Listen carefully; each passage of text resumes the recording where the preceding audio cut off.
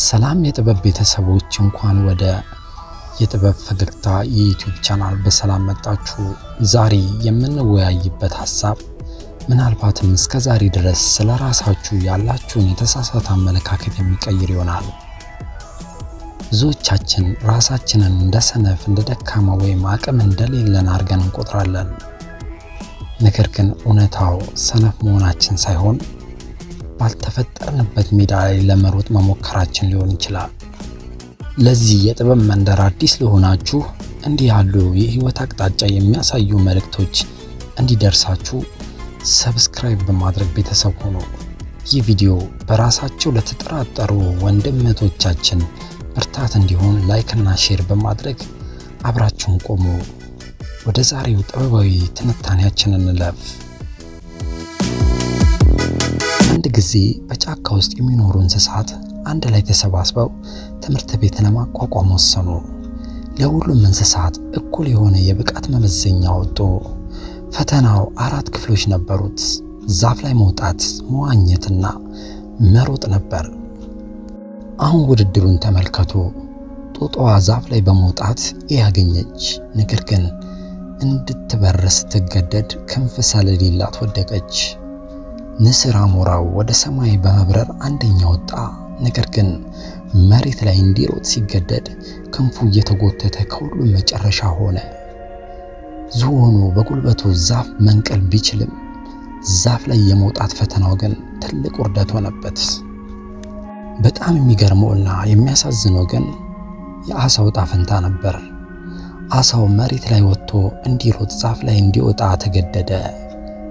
በውሃ ውስጥ እንደ መብረቅ የሚወነጨፈውና የባህር ንጉሥ የሆነው አሳ ሜዳ ላይ ሲጣል ትንፋሽ አጠረው። በጭንቀት ተገላበጠ። በውሃ ውስጥ ያለውን ድንቅ ችሎታ ማንም አላየለትም። ይልቁንም መሮጥ ባለመቻሉ እንደ ደንቆሮና ከንቱ ፍጡር ተቆጥሮ ሊሞት ተቃረበ። የዛሬው ዓለም ትምህርት ቤቶችና የሥራ ገበታዎች ልክ እንደዚሁ የጫካ ትምህርት ቤቶች ናቸው። ሁሉንም ሰው በአንድ አይነት መስፈርት ለመለካት ይጥራሉ። ሁሉንም ሰው ማትስ ጎበዝ መሆን አለበት ይላሉ። ሁሉንም ሰው በአንድ አይነት ቢሮ ውስጥ ተቀምጦ መስራት አለበት ብለው ያምናሉ። አልበርት አንስታይን እንዲህ ይል ነበር፣ እያንዳንዱ ሰው ሊቅ ነው፣ ነገር ግን አንድን ዓሣ ዛፍ ላይ የመውጣት ችሎታውን አይተህ ከገመገምከው ሙሉ ሕይወቱን ራሱን እንደ ደንቆሮ እየቆጠረ ይኖራል። ዛሬ ስንትና ስንት ታላላቅ ሰዓሊዎች፣ ሙዚቀኞችና የጥበብ ሰዎች በትምህርት ቤት ውስጥ ደካማ ተብለው ተስፋ ቆርጠው ይሆን? ስንትና ስንት የባህር ንጉሥ የሆኑ ዓሣዎች መሬት ላይ ተጥለው መሮጥ አልቻልኩም ብለው እያለቀሱ ይሆን? እስቲ ቆም ብለን እናስብ። ሰው መባላችንና ተክለ ሰውነታችን መመሳሰሉ ሁላችንም አንድ አይነት መሆን አለብን ማለት ነው? በፍጹም። እንዲያውም ወደ ራሳችን አካል ጠጋ ብለን ብንመለከት ተፈጥሮ ለልዩነታችን የሰጠችውን ታላቅ ዋጋ እንረዳለን። በዚች ምድር ላይ ከ8 ቢሊዮን በላይ ሕዝብ ቢኖርም አንተ ያለ የእጅ አሻራ ፊንገርፕሪንት ካንተ በቀር በሌላ በማንም ዘንድ አይገኝም። የአይን ብሌን፣ የድምፅ ቃና፣ አልፎ ተርፎም የዲኤንኤ ኮድህ ያንተ ብቻ ነው። ይህ የሚያሳየው ተፈጥሮ አንተን ስትሰራ ቅጂ እንድትሆን ሳይሆን ዋናው ኦሪጂናል እንድትሆን ማለሟ ነው። በውጫዊ አካላችን ላይ እንዲህ ያለ ግዙፍ ልዩነት ያስቀመጠ ተፈጥሮ በውስጣዊ ተሰጧችንና መክሊታችን ላይ እንዴት አንድ አይነት እንድንሆን ይጠበቃል? የአካላችን ልዩነት የነፍሳችን ልዩነት መገለጫ ነው። አንተ የማንም ቅጂ አይደለም። ስለዚህ የሌላውን ሰው ኑሮ ለመኖርና የሌላውን ሰው ችሎታ ለመኮረጅ መሞከር ተፈጥሮን ማበላሸት ነው። በዚህ ሁኔታ ውስጥ ስንሆን አንድ ትልቅ መንፈሳዊ እውነት መዘንጋት የለብንም። ፈጣሪ እያንዳንዳችንን የፈጠረን በተለያየ መክሊትና በተለያየ መልክ ነው።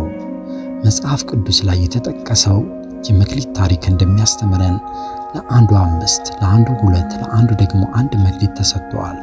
ዋናው ቁም ነገር የተሰጠው የመክሊት ብዛት ሳይሆን የተሰጠንን ተሰጥኦ በምን አይነት ሜዳ ላይ ተጠቀምንበት የሚለው ነው። እግዚአብሔር ዓሣውን ለባህር፣ ንስሩን ለሰማይ፣ አንበሳውን ለጫካ ፈጥሮታል። አንበሳው በሰማይ ስላልበረረ ክብሩ አይቀንስም። አሳውን በምድር ላይ ስላሮጠ ደካማ አይባልም። አንተም በፈጣሪ ዘንድ የተለየና ድንቅ መክሊት ያለ ፍጡር ነህ።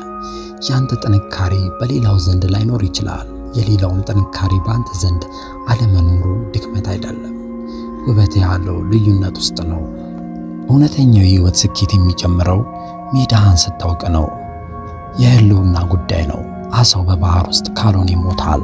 አንተም በተፈጥሮ ባልተሰጠና ባልተፈጠርክበት ቦታ ላይ ለመሆን ስትታገል ማንነት ቀስ በቀስ ይሞታል። ጭንቀትና የዝቅተኝነት ስሜት የሚመጣው የሰውን ሜዳ የራሳችን ለማድረግ ስንሞክር ነው። ወዳጄ ዛሬ ቆም በልና አስብ። አንተ መሬት ላይ እየተፍጨረጨርክ ያለ አሳ ነህ ወይስ ሰማይ ላይ ለመብረር የምትታገል ዝሆን? ዓለም እንዲሁም ስላለች ብቻ በሰው ጫማ ውስጥ ለመግባት አትሞክር። ያንተ ውሃ የት ነው? ያንተ ሰማይ የትኛው ነው? የራስህን ተፈጥሮ አክብር። አቅምህ የሚወጣው ጥበብህ የሚፈልቀውና ስኬትህ የሚበቅለው ለአንተ በተዘጋጀ የህይወት ሜዳ ላይ ስትሰማራ ብቻ ነው። ዓለም ሁሉ አንድ አይነት እንድንሆን ትፈልጋለች። ጥበብ ግን ልዩነታችንን እንድናከብር ትነግረናለች። ዛሬ በአንድ ነገር ላይ ደካማ መሆንህ አንተ ሙሉ በሙሉ ደካማ ያደርግህ። ምናልባትም ገና ውሃን አላገኘም ይሆናል። የዛሬው መልእክታችን ለአንድ ሰው እንኳን ብርሃን ከሰጠ ደስ ይለናል። አንተስ በህይወት የሜዳ ላይ አሳ የሆንክበት ጊዜ አለ? ወይም የራስን ውሃ ያገኘበት ታሪክ አጋራን። ሐሳብ ኮሜንት ላይ እንጠብቃለን። ይህ ቪዲዮ ለብዙዎች እንዲደርስ ላይክ እና ሼር ማድረጋችሁን አትርሱ። እንደዚህ ያሉ የጥበብ ስንቆች ሁልጊዜ እንዲደርሳችሁ ሰብስክራይብ በማድረግ የቤተሰባችን አባል ሆኑ። በሚቀጥለው የጥበብ ግብዣ እስክንገናኝ የተሰጣችሁን ልዩ መክሊት የምታውቁበትና የምታበሩበት ጊዜ ይሁንላችሁ። ይህ የጥበብ ፈገግታ የዩቲዩብ ቻናል ነው። ሰላም።